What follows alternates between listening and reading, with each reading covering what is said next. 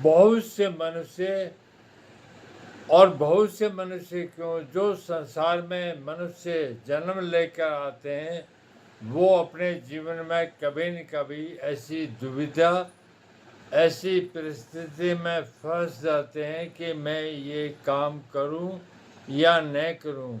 यह महाभारत में अर्जुन के साथ हुआ कि मैं युद्ध करूं या न करूं। अब आगे देखिए चल के, मैं युद्ध करूं अथवा न करूं, इन दोनों बातों का निर्णय मैं नहीं कर पा रहा हूं।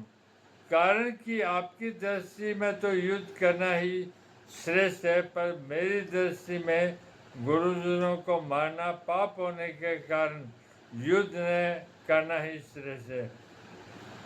इन दोनों पक्षों को सामने रखने पर मेरे लिए कौन सा पक्ष अत्यंत श्रेष्ठ है, यह मैं नहीं जान पा रहा। इस प्रकार उपयुक्त पदों में अर्जुन के भीतर भगवान का पक्ष और अपना पक्ष दोनों समक्ष हो गए। अगर आपकी आज्ञा के अनुसार युद्ध भी किया जाए तो हमको जीतेंगे अथवा वे दुर्योधन आदि हारेंगे,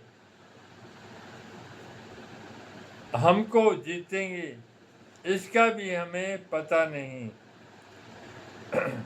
युद्ध में कुछ पता नहीं होता कि किसकी जीत और किसकी हार होगी।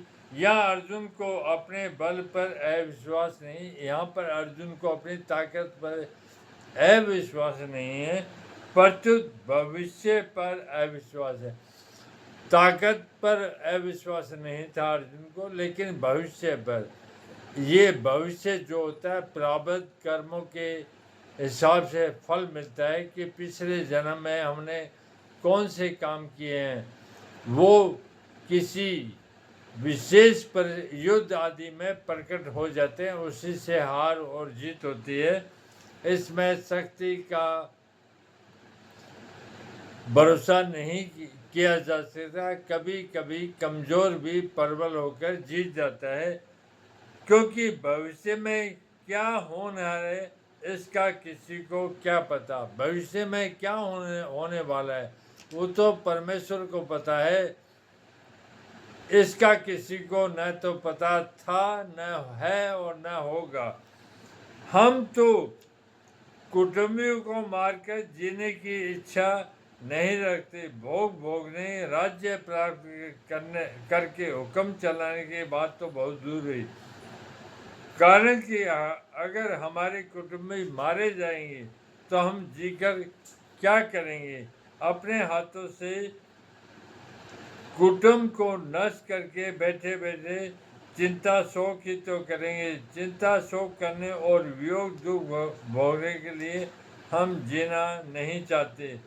हम जिनको मारकर भी जीना नहीं चाहते, वे ही धृतराष्ट्र के संबंधी हमारे सामने खड़े हैं।